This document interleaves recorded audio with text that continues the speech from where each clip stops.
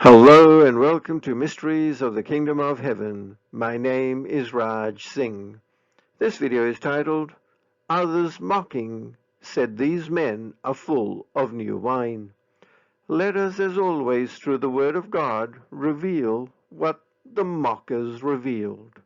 If you like these videos, like, share, comment, and subscribe. God bless.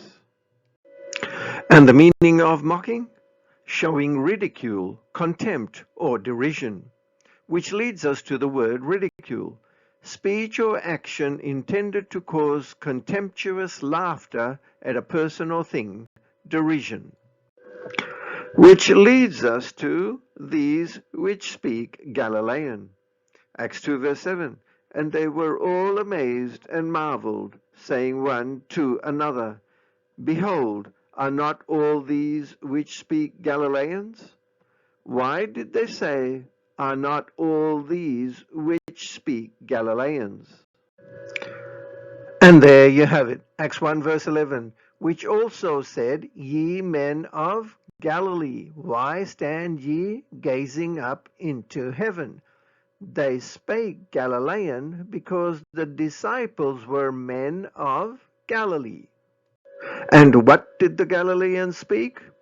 The Galilean dialect was the form of Jewish Palestinian Aramaic spoken by people in Galilee during the late Second Temple period. For example, at the time of Yeshua and the disciples, as distinct from a Judean dialect spoken in Jerusalem.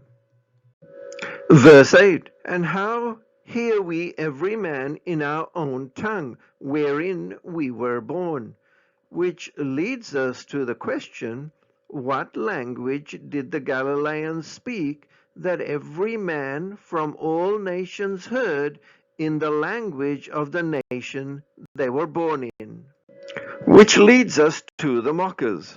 Acts 2 verse 13. Others mocking said, These men are full of new wine. Acts 2 verse 14. But Peter, standing up with the 11, which means not one of the 11 disciples disagreed with what Peter said.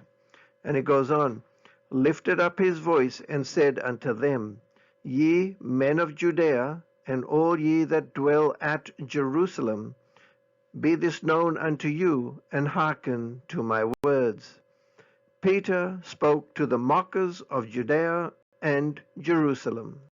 Verse 15, For these are not drunken, as ye suppose, seeing it is but the third hour of the day.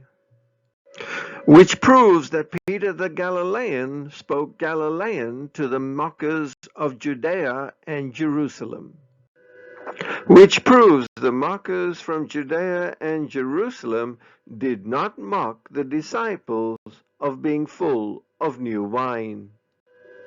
Which proves the mockers mocked the devout men of all nations under heaven of being full of new wine.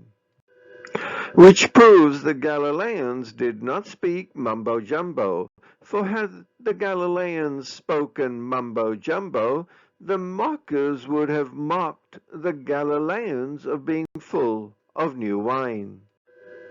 So there you have it. The Word of God has proved that the mockers mocked not the speakers, but mocked the hearers for hearing the Word of God. For the mockers did not call out Peter for being drunk on new wine and speaking mumbo-jumbo, but called out those from all nations who heard of being drunk on new wine for hearing mumbo-jumbo, for they knew the men from all nations only spake foreign languages. So how could they know what Peter said? For those who mock the mockers and think no good comes from the mockers, well, this is one case where the mockers have proved you wrong. So there you have it. The Word of God has proved without a doubt that contrary to belief, that to speak with other tongues means to speak the language that you know, and does not mean to speak a made-up language that you know not. Who should be mocked? Acts 2 verse 8. And how hear we every man in our own tongue, wherein we were born? Verse 13. Others mocking said, These men are full of new wine. Verse 14. But Peter, standing up with the 11. This means, number 1, Peter stood up and challenged the mockers. Number 2, Peter stood up for those who heard their language. The Word of God has proved, number 1, the disciples spoke Galilean. Number 2, the devout men heard the language of the nation wherein they were born. Number 3, the mockers understood the disciples who spoke Galilean. Number 4, the mockers mocked the devout men for hearing the disciples in the language wherein they were born. How the situation has reversed. Number 1, the speakers speak mumbo-jumbo, an ununderstandable language. Number 2, the hearers do not hear the language of the nation wherein they were born. Number 3, the mockers understand not the speakers that speak mumbo-jumbo. Number 4, the mockers will mock you for hearing the speakers speak mumbo-jumbo, an ununderstandable language. John 8 verse 31. Then said Yeshua to those Jews which believed on him, If ye continue in my word, then are ye my disciples indeed. Verse 32. And ye shall know the truth, and the truth shall make you free. John 1 verse 1. In the beginning was the Word, and the Word was with God, and the Word was God. Verse 14. And the Word was made flesh, and dwelt among us. And we beheld his glory, the glory as of the only begotten of the Father, full of grace and truth. John 14 verse 6. Yeshua saith unto him, I am the way, the truth, and the life. No man cometh unto the Father but by me. For unless you know the truth, you do not know Yeshua, and you cannot cometh unto the Father Yeshua, and the truth, Yeshua, cannot set you free.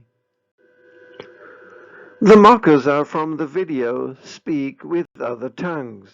Subscribe and watch Speak with Other Tongues to find Yeshua, the truth, to be set free.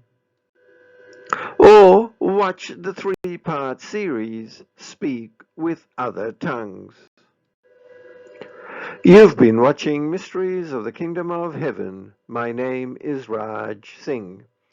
This video is titled, Others mocking said these men are full of new wine. Acts 2 verse 13. The Word of God and the mockers have proved the following. Number 1, the mockers heard and understood the disciples. Number 2, the disciples spake Galilean. Number 3, the mockers mocked the hearers, not the speakers. Number 4, for without the mockers, the truth could not set you free. If you like these videos, like, share, comment, and subscribe. God bless.